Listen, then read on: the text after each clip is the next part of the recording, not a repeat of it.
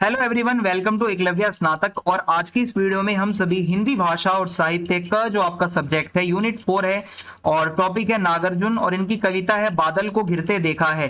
तो हिंदी जी आपका सब्जेक्ट है ए और बीए प्रोग्राम के जो न्यू एजुकेशन पॉलिसी के स्टूडेंट्स हैं, जो न्यू सिलेबस है वो हम करने वाले हैं। तो चलिए वीडियो को स्टार्ट करते हैं। आपसे छोटी सी रिक्वेस्ट है कि आप इंस्टाग्राम पे प्लीज फॉलो कर लें और अगर आपकी कोई क्वेरी हो तो आप मैसेज कर सकते हैं। और आपको अगर पीडीएफ नोट्स चाहिए तो आप हमारे टेलीग्राम चैनल एकलव्य स्नातक 1 को ज्वाइन कर लें, वहां पे आपको पीडीएफ नोट्स प्रोवाइड करवा दिए जाएंगे। तो चलिए फिर स्टार्ट करते हैं। तो सबसे पहले कवि नागार्जुन जी के बारे में उनका जीवन परिचय देखते हैं। तो इनका जन्म जो है 1911 में बिहार के दरभंगा जिले में हुआ था, ठीक है। और उनका वास्तविक नाम जो है वो पंडित वैद्यनाथ मिश्र था और उनका परिवार सनातन धर्मी था, काफी रूढ़िवादी था और भाई सनातन धर्म के थे। 4 वर्ष की बहुत छोटी सी आयु में ही उनकी माता का देहवासन हो गया था, यानी कि उनकी मृत्यु हो गई। और पिता जो है एक पुरोहित थे और चाहते थे कि बेटा भी यही काम करे, इसलिए उन्हें संस्कृत के श्लोक जबरदस्ती रटवाए गए, ठीक है। परंतु बचपन से ही वो काफी विद्रोही थे, विरोध करते थे अपने पिता का, तो इस कार्य में उनको बिल्कुल भी इंटरेस्ट नहीं था। और 1930 के लगभग वाराणसी जाकर उन्होंने संस्कृत, पाली, प्राकृत का अच्छे से अध्ययन करा, इन भाषाओं को पढ़ा। यहाँ रहते हुए अपने युग के हलचलों कुरीतियों से उनका परिचय हुआ कि क्या क्या बुरे रीति रिवाज चल रहे हैं। फिर आर्य समाज के वो संपर्क में आए। उसके बाद बौद्ध धर्म की ओर उनका झुकाव थोड़ा ज्यादा हो गया। लंका जाकर उन्होंने बौद्ध धर्म की दीक्षा ले ली और वैद्यनाथ मिश्र नागार्जुन हो गए। यहाँ से उनका नाम बदला, बौद्ध धर्म में वो चले गए।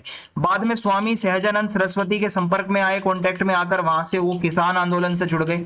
और नागार्जुन ने कविताएं, कहानियां, उपन्यास, बहुत सारे निबंध लिखे और उनके कुछ प्रमुख जो रचनाएं हैं निबंधों में से है अन्नहीनम क्रियाहीनम, और कविता संग्रह है युगधारा, सतरंगे पंखों वाली, प्यासी पथराई आंखें, तालाब की मछलियां, चंदना, खिचड़ी विप्लव, देखा हमने, तुमने कहा था, पुरानी जूतियों का कोरस, हजार हजार बाहों वाली, और खंड काव्य है इनका भस्मासुर।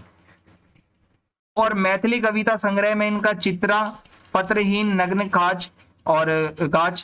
कहानी संग्रह में है आसमान में चंदा तारे। उपन्यास है इनका रतिनाथ की चाची, बाबा बटेसरनाथ, दुखमोचन, बलचनामा, वरुण के बेटे, नई पौध, कुंभीपाक, अभिनंदन, उग्र तारा, इमृतियां आदि। तो ये इनकी रचनाएं हैं। साहित्यिक परिचय की बात करें तो नागार्जुन के दिल में सदैव दलित वर्ग के प्रति संवेदना रही है और अपनी कविताओं में वो अत्याचार जिन लोगों पे होता है, जो जिन लोगों के पास कपड़े नहीं है, खाने नहीं है, उनके प्रति वो सहानुभूति दिखाते हैं। और आप अगर देखोगे अपने समय की राजनीतिक सामाजिक समस्याओं पर भी उन्होंने कविताएं लिखी हैं। व्यंग्य करने में भी उनको कोई संकोच नहीं है और बहुत अच्छा खासा वो व्यंग्य भी करते हैं। भाषा शैली की बात करें तो काफी सरल, स्पष्ट है और उन यही है कि भाई प्रतीक के माध्यम से वो अपनी बातें रखते हैं। उनके गीतों में जनजीवन का संगीत है, यानी कि बहुत ही सिंपल सी भाषा है इनकी। तो देखते हैं इनकी कविता कैसी है। तो कविता है बादल को घिरते देखा है। उसका पहला जो काव्यांश है वो है अमल धवल गिरी के से लेकर घिरते देखा है तक। तो इसमें इसका प्रसंग कुछ ऐसा होगा कि नागार्जुन जी आधुनिक हिंदी कविता के महत्वपूर्ण कवियों में गिने जाते हैं। उनकी ये बहुत ही प्रसिद्ध कविता है और युगधारा के अंदर ये लिखी गई है, वहां से आपके सिलेबस में डाली गई है। बादल को घिरते देखा है कविता अपने शीर्षक को सार्थक बनाते हुए, ये आपको नाम से लग रहा होगा बादल या प्रकृति की बात हो रही है, तो आप सही सोच रहे हैं। पर्वत के शिखर, जंगल कैसे होते हैं, जब बादल छा जाते हैं तो दृश्य कैसा होता है, ये हमें बहुत अच्छे से देखने को मिलेगा। तो नागार्जुन जी कवि जो है वो कहते हैं कि मैंने स्वच्छ, साफ सुथरे, उज्जवल पर्वतों के शिखरों पर, यानी कि जो पर्वत होते हैं उनके शिखरों पर मैंने गिर कर आने वाले बादलों को देखा जो पूरे वातावरण को सुशोभित कर रहे हैं। और सुबह के समय ओस की मोती मोती जैसी नन्ही नन्ही बूंदों को मान सरोवर में खिले सुनहरे कमलों की पंखुड़ियों के ऊपर गिरते हुए देखा है, यानी कि जो कमलों की पंखुड़ियां होती हैं उस पर ओस की छोटी छोटी बूंदें मोती के समान लग रही हैं। तो कवि ने संस्कृत निष्ठ भाषा का प्रयोग किया है, प्रकृति को बहुत सुंदरता से वो बता रहे हैं। छोटे छोटे मोती जैसे, जैसे, सा से, ठीक है, ये उपमा अलंकार होता है जब कहीं कंपैरिजन हो रहा होता है, तो आप समझ जाना। अगला जो काव्यांश है वो है तुंग हिमालय के कंधों पर से लेकर घिरते देखा है तक। तो इसमें क्या है, यहाँ पर कवि ये कहते हैं कि विशाल हिमालय पर्वत पर छोटी और बड़ी कई झीलें हैं और उन झीलों, ठीक है, ये झील है और उन झीलों के पानी में कभी आसमान तथा कभी पर्वत की परछाई पड़ने से पानी का रंग काला तथा नीला दिखाई देता है। पर्वत आएंगे तो पानी काला दिखेगा, आसमान दिखेगा तो नीला दिखेगा। तो ऐसे ही पानी पर मैदानी भागों की वर्षा ऋतु से व्याकुल राजहंसों को तैरते हुए भी देखा है, यानी कि जो राजहंस होते हैं उनको भी यहाँ पे देख रहे हैं जो कवि नागार्जुन हैं।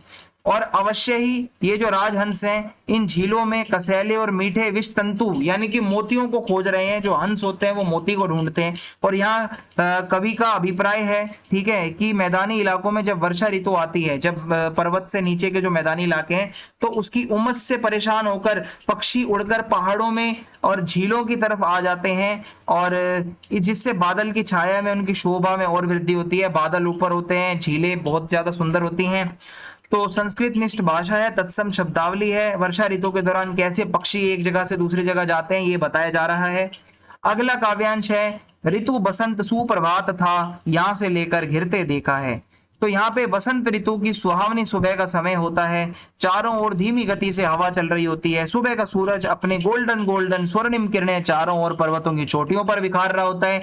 जैसा लगता है मानो पर्वत भी सोने का हो। प्रकृति का ये सुबह का जो ये चित्रण है ये मन को मोहित कर देता है, मन खुश हो जाता है।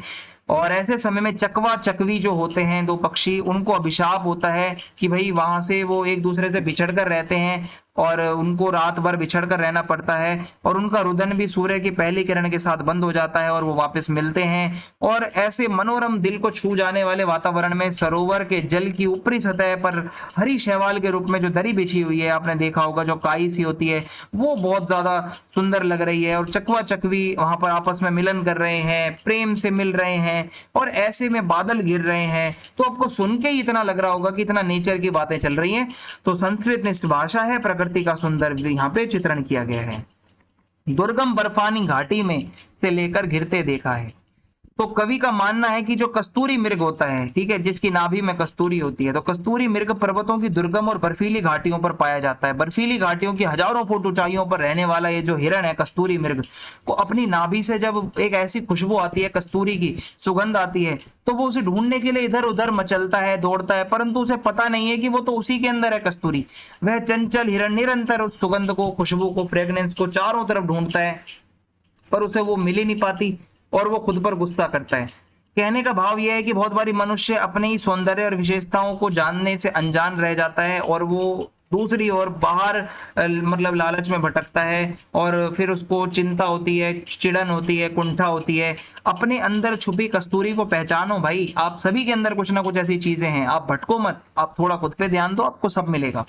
तो विशेष है इसमें कि तत्सम शब्दावली है, संस्कृत निष्ठ भाषा है, कस्तूरी मृग का सुंदर वर्णन है, प्रकृति का वर्णन है। आगे है, कहाँ गया धनपति कुबेर वह, यहां से लेकर घिरते देखा है।